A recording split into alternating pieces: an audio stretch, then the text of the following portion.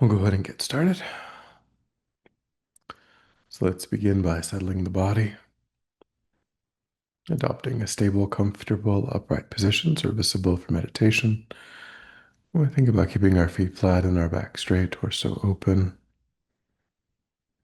Hands in the lap, right over left, with the palms upturned and the thumbs gently touching. Our eyes are gently closed or slightly open, making sure we let in enough light to remain alert. And try to maintain an awareness of not slouching, not leaning. You also let go of any unnecessary tension or rigidity in the body, relaxing into a stable, comfortable, upright position, allowing the body to fall into place.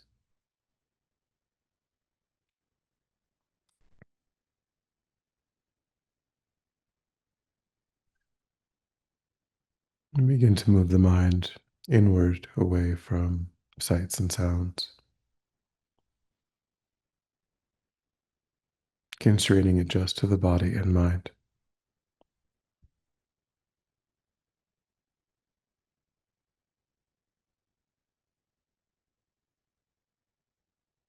Letting go too of thoughts of the past, plans for the future.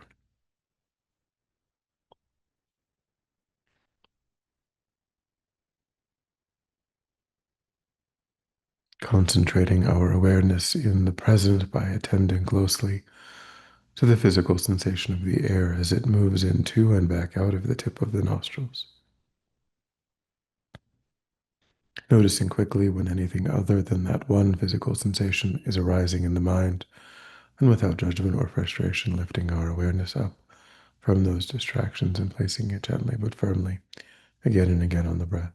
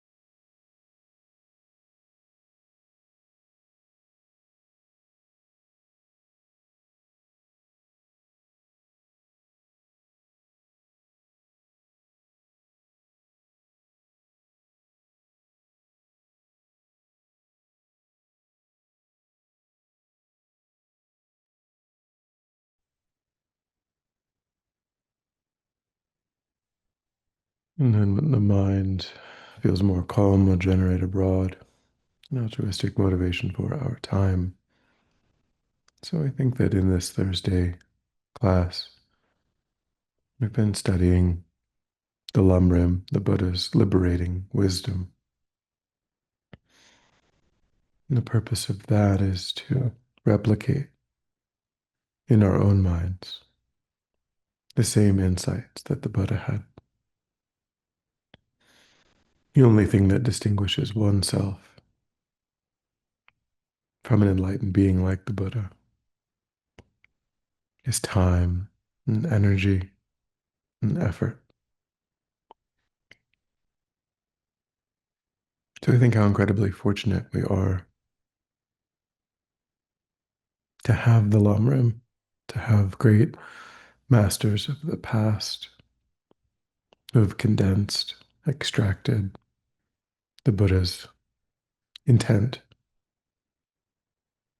from all of the countless thousands of pages of sutra. How incredibly fortunate we are to live in a time when the Buddha has even common taught, and those teachings still exist, are still understood, still practiced. They're living masters to whom we can turn for help, for guidance.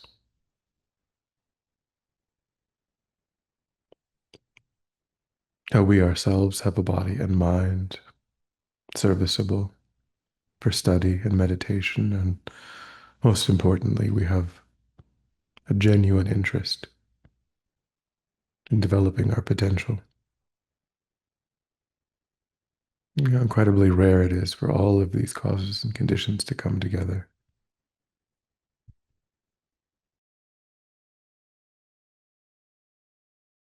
I think that now that I possess every necessary inner and outer condition, I must take the essence of that perfect human rebirth, apply myself toward my spiritual goals.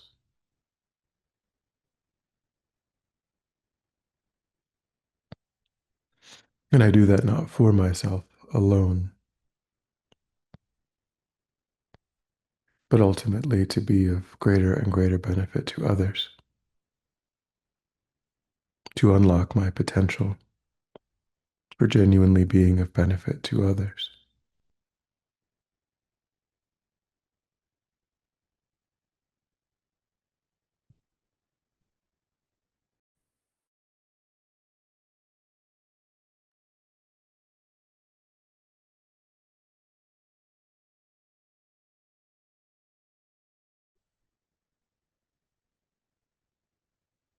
And with that motivation, today we begin the section in karma, the section on karma, the subsection on the four powers of karma in general, having just completed the six factors that increase the heaviness of negative karma, in particular, the section on the weightiness of the 10 non-virtuous actions. Now we think about the four powers of karma in general that apply both to positive and to negative, both to constructive and destructive types of karmic activity. So the first of these four powers is power according to the object. This is in reference to the sentient being with whom we are relating through our karmic activity. The higher that object, the more powerful the positive or negative karma is.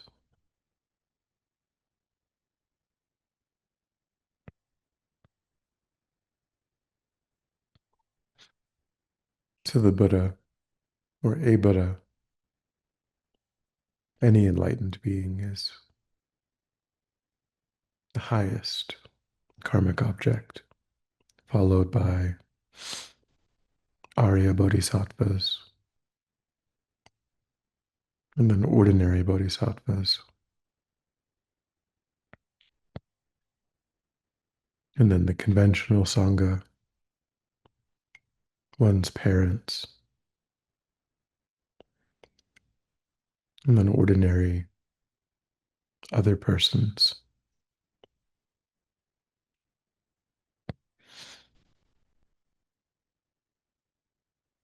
And of course, one sees one's guru as a Buddha. That is the training in proper reliance. So, in that sense, one's guru is not only a Buddha, but is the one who has taken responsibility for leading one to enlightenment, lifetime after lifetime.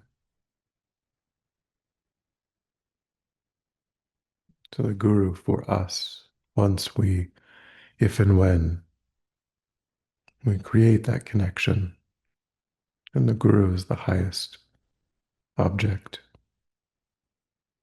for a person who has such a connection.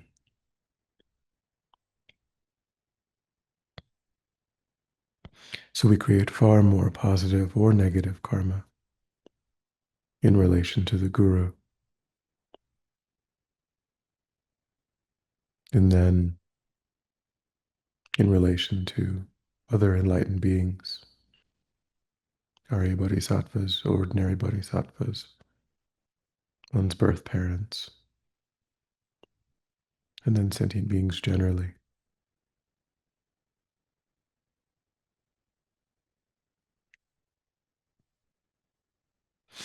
So think back in your own life,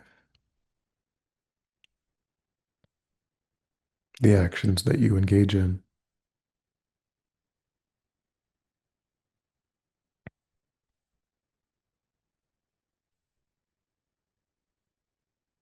Whether one has a guru or not.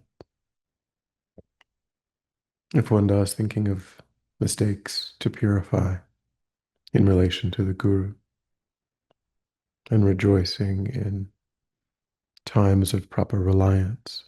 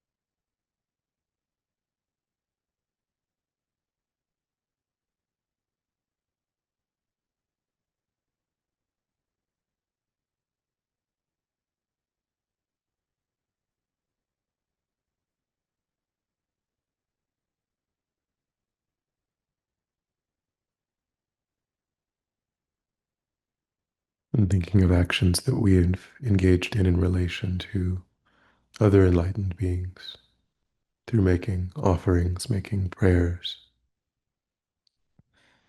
recognizing that what pleases the minds of the Buddhas is our practice, our commitment to benefiting sentient beings.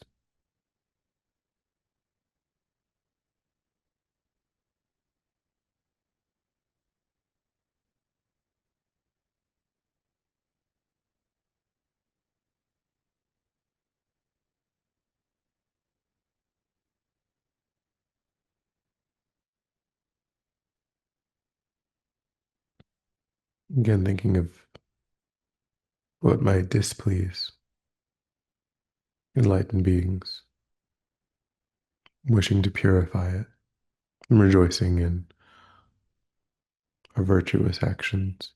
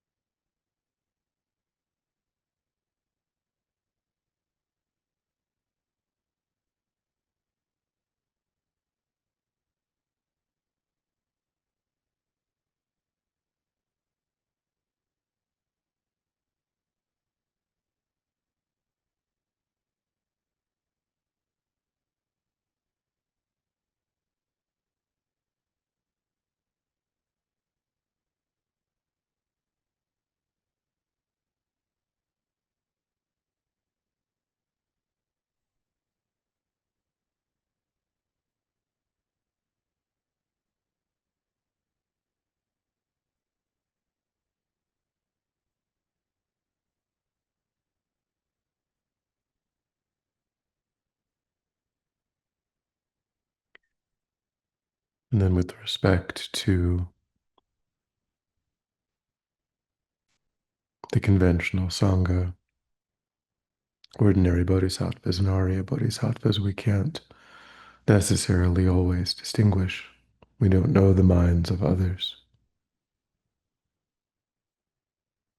who is or is not a bodhisattva, an Arya bodhisattva.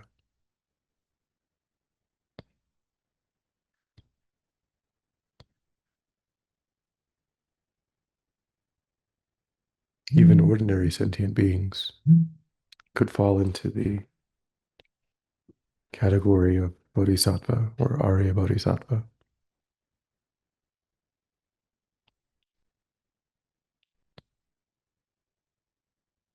So best to train the mind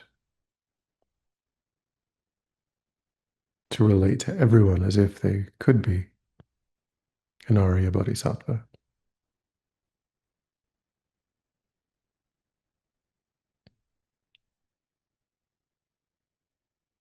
to avoid any mistakes.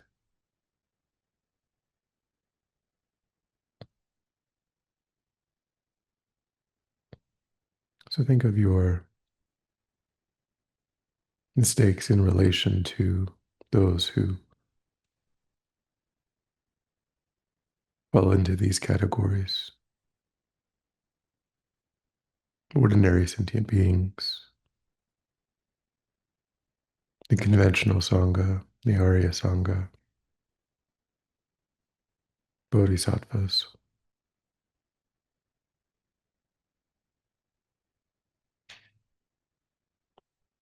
and also rejoice in times when you engaged in proper beneficial activities in relation to these groups.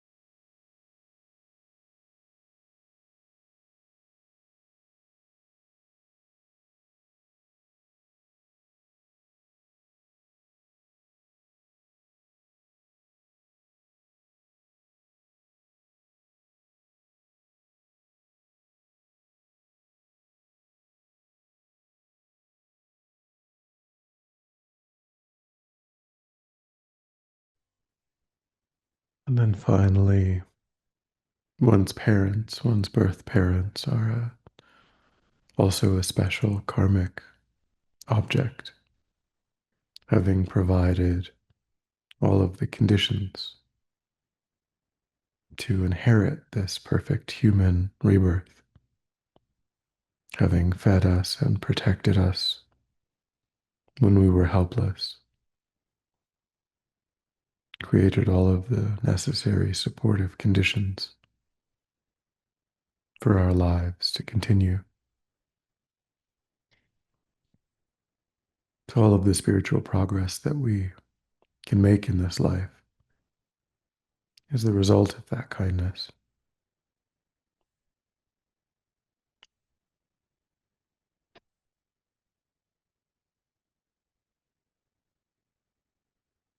So again, think in terms of mistakes that you wish to purify in relation to one's birth parents. And think of the constructive actions that you have done and can continue to do if possible, and rejoice.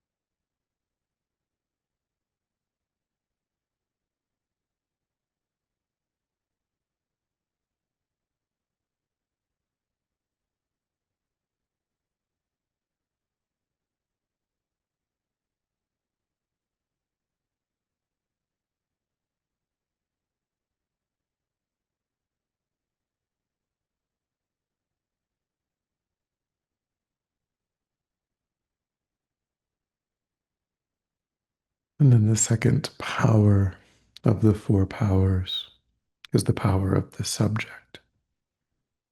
And the subject is oneself. So this is in relation to the vows in one's own continuum.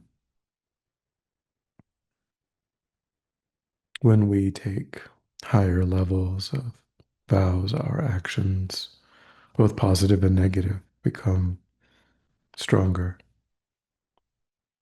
karmically.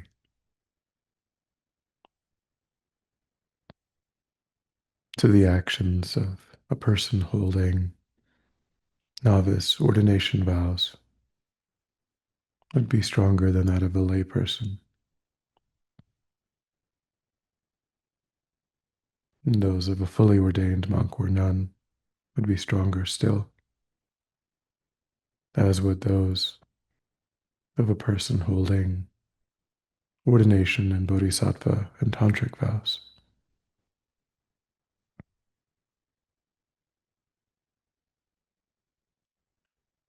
So this is in relation to the power of vows.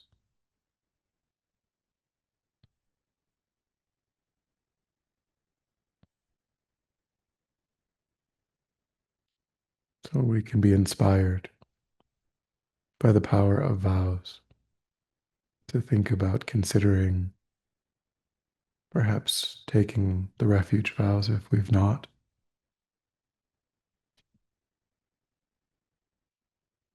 to taking the one-day vows on holy days, to investigating bodhisattva vows.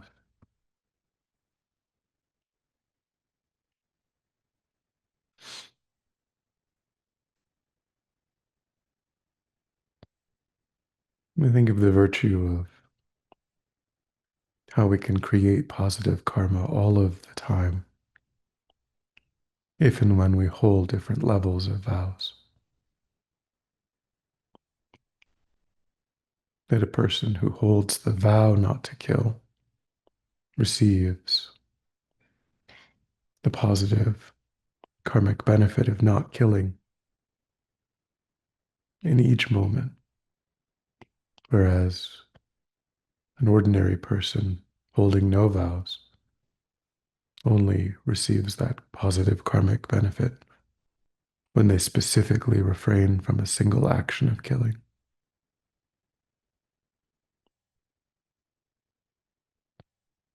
So just take a moment to consider the power of vows and to rejoice in this method provided by the Buddha to increase our positive karma.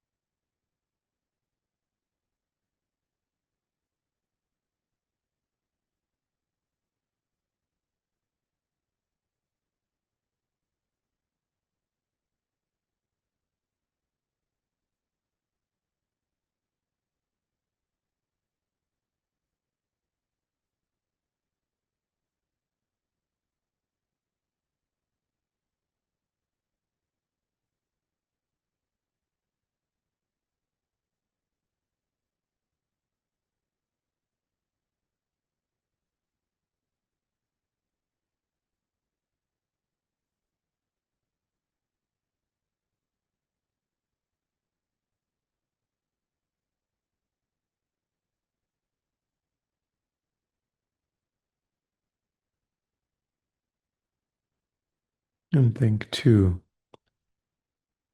if one has taken any level of these vows, does one know them perfectly in their entirety? Are there any mistakes to purify?